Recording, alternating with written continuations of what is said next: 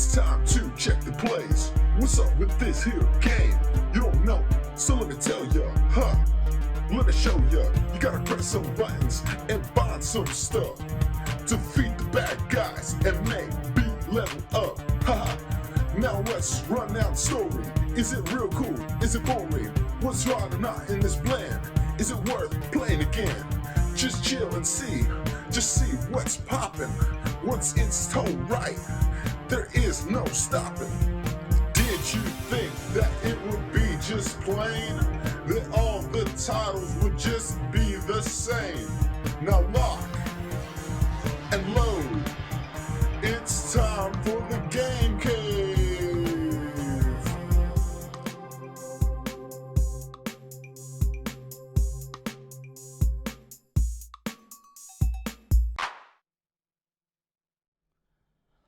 Welcome back to another episode of the GameCave. It's been a while since I've done a traditional game review. Precisely 9.5 years, actually. But with the upcoming release of KOF 15, I thought I'd do a little review on it. Well, this game right here is amazing, but we're not going to be taking a look at this one. We're going to be taking a look at something a little bit smaller. That being King of Fighters R2 for the Neo Geo Pocket Color.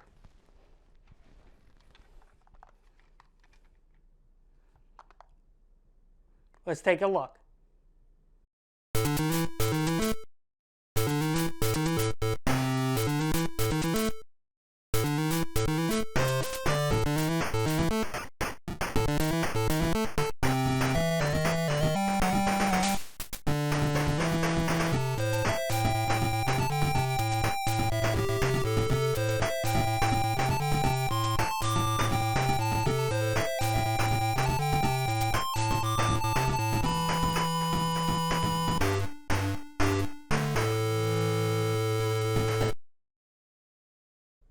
First thing you'll notice is that intro, a nice 8-bit rendition of the KOF 98 intro theme. I obviously am having to use emulation due to the Neo Geo Pocket Color not having a backlit screen.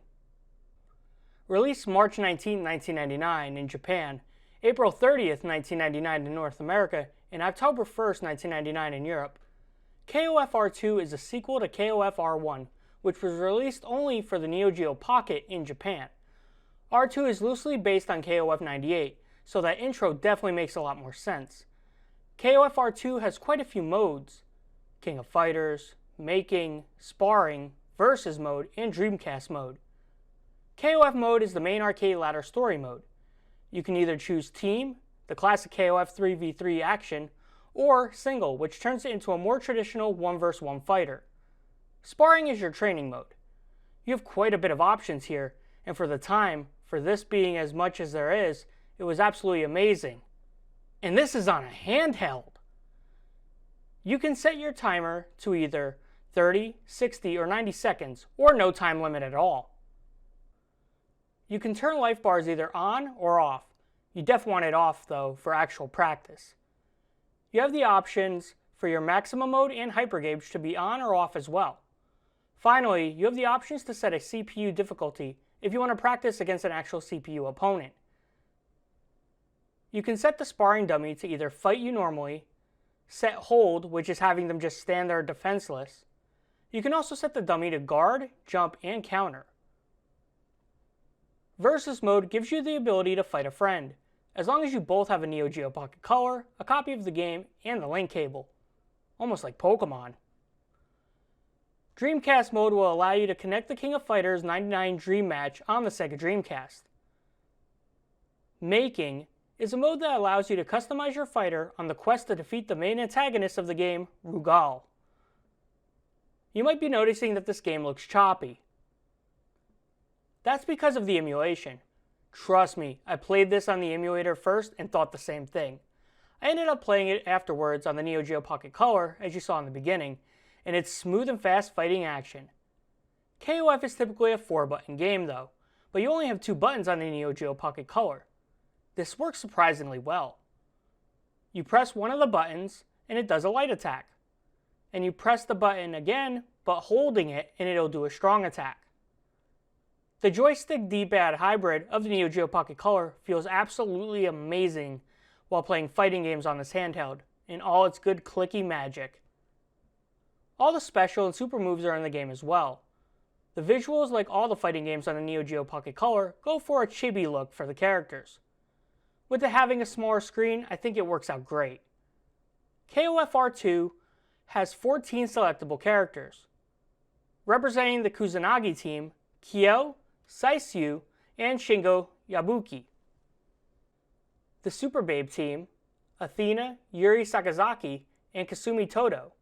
The new Southtown team, Terry Bogard, Ryo Sakazaki, and the always lovable Mai Shiranui. By the way, you may have noticed that a very important character from the Fatal Fury series was not included. Yes, Mai Shiranui. Super Smash Bros. Ultimate is for good boys and girls of many different ages, so we decided not to feature her. Please forgive us. The Orochi team, Yashiro, Nanakaze, Shermie, and Chris. Finally, we have two characters without dedicated teams. They are Leona and the absolute fan favorite and veteran of the series, Yuri Yagami. With multiple stages, a good-sized roster, great sound engineering, and most important, fluid and fast gameplay, KOF R2 is one of the best handheld fighting games I've ever played. I would say it's a second place on my all-time favorite fighting games on a handheld device or portable. First place being SNK vs. Capcom, the match of the millennium, also for the Neo Geo Pocket Color. But that's a review for another time. I know it's been a while since I've done game reviews. I'm hoping to do a lot more of them, possibly some more retrospectives as well.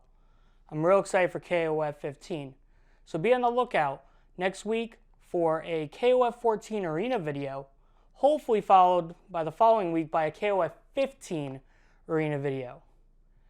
But as always, I want to thank everybody so much for watching and supporting, and until next time, game on.